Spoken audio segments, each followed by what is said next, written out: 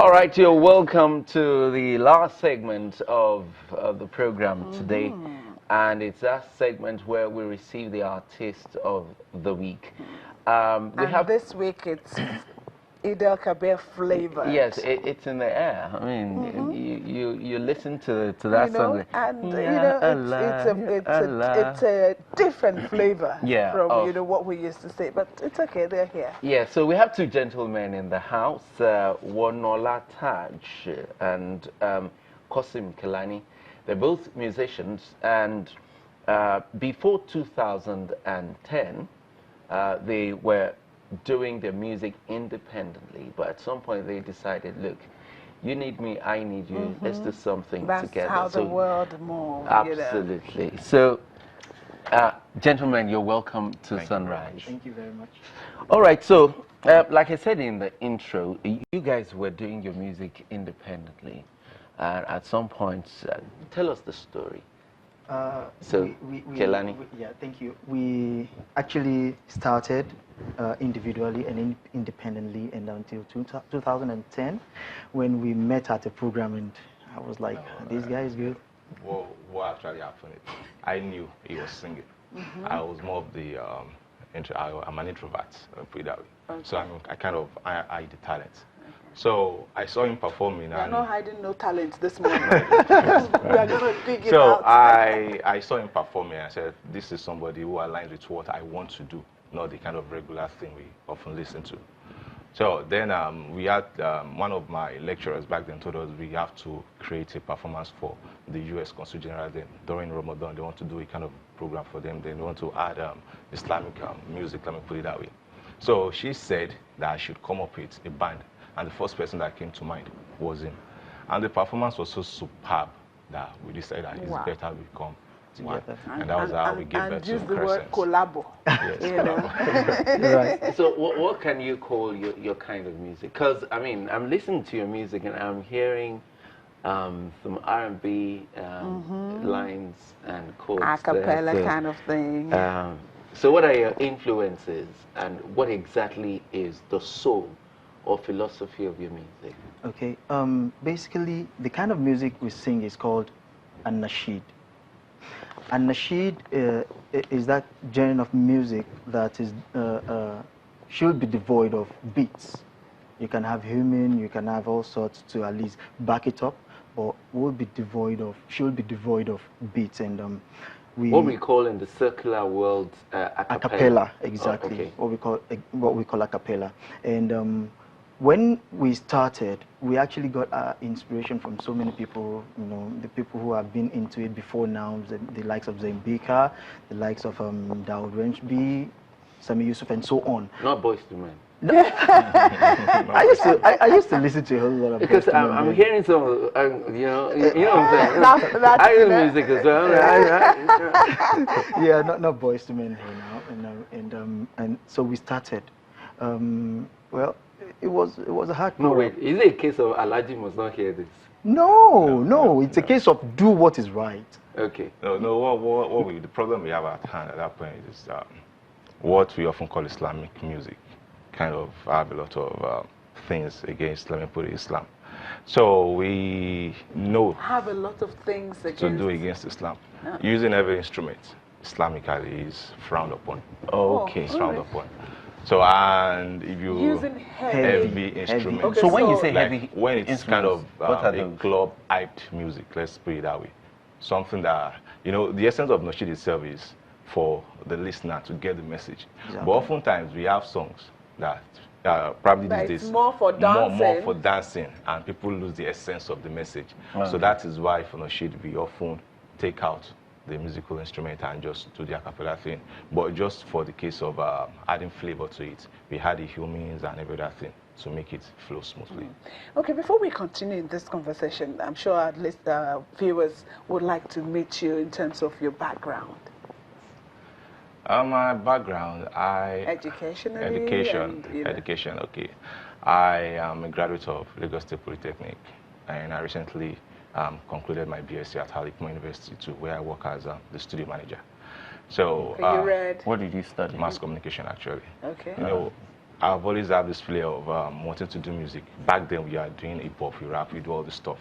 But you know, when you become cautious religiously, you tend to adjust your way of So life. I'm going to find out when you became that, you know, conscious religiously. When you became born again, right? In your own language. So when No, but you we hear become the expression conscious born again Muslim. That was around, let me say, 2006, 7.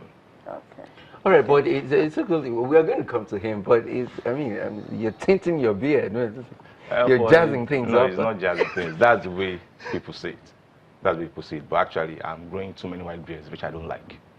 So I had to do this to make me look quite younger. Oh, Yes. this to make you look younger. Okay, okay. I think we'll just take a break. When we come back, we'll meet Kozim and we'll talk more about Anashid music. Did I Yes. get it right? Yes, you're right. Okay. Anashid. Welcome back. So we saw that video, and that is absolutely, you know, something that's refreshing to see, because you see Islamic music. It's more of, but this time we are seeing animation, and you know, talk to that quickly before we meet you. Yeah, actually, you know, like you rightly said, Islamic music is these days, no, so-called Islamic music these days like so tough about, you know, they come in with heavy instruments and so many things like that. But right now, we are looking at changing some things, changing the way people perceive the way Muslims carry themselves when it comes to music. And that's why we're having this. Okay, so he was telling us about himself. Yeah. Our viewers want to meet you. Okay, my name is Taj Kelani. I'm a graduate of economics from Bowen University. Okay. And I'm a chartered insurer. And at the same time, I'm into real estate. Chartered insurance, real estate, Yeah. and music. Yeah. What a mix. What a mix. Okay, so let's talk more about, you know, the message and from what you have done, you want the message as clear as it can be. Yeah. And, you know, but some people perhaps are watching and saying, okay, doesn't this also sound like just preaching and not more of music? Fine. That's exactly what we want. The more you have music in within what you're doing, the more people get derailed. But when you have a whole lot of preaching, Derailed or miss the message? they miss the message. That's what I'm trying to say. Okay. They miss the message. That's why we pulled out beats from our songs. You know? Now you can listen to whatever you are. You can hear the message from whatever you are listening to, and that's why we're coming up with beatless nasheed. And so it's Eid al-Kabir. What do you have up your sleeves? I think we'll be having a performance in Ikorodu, I think. Yes, in Ikorodu. And somewhere around the Fakoja, just normal fun fair we have with families, and we sing to entertain people as usual. We often do this around the Eid period, both for Eid al-Fitr and Eid al-Kabir. And sometimes we often entertain people in their weddings and the likes. People want to have more of what we are doing in their weddings. So. Okay, so if you, like 3 gentlemen were in the studio before you came, and they talked about, you know, praising God. That's one of the, you know, tenets or the reasons why you do Eid al-Kabir. And you assume that culturally Nigerians want to dance as they praise, you know. So how does that work? Do you get people, do you still do some other kind of music that entails dancing? Because I mean, I can't dance to this, you know? And I can't remain in a reflective mood all the time to praise. Oh, well, we have some songs that you can vibe to. When I say vibe, it's not actually necessary. I don't mean that you dance to it, but you can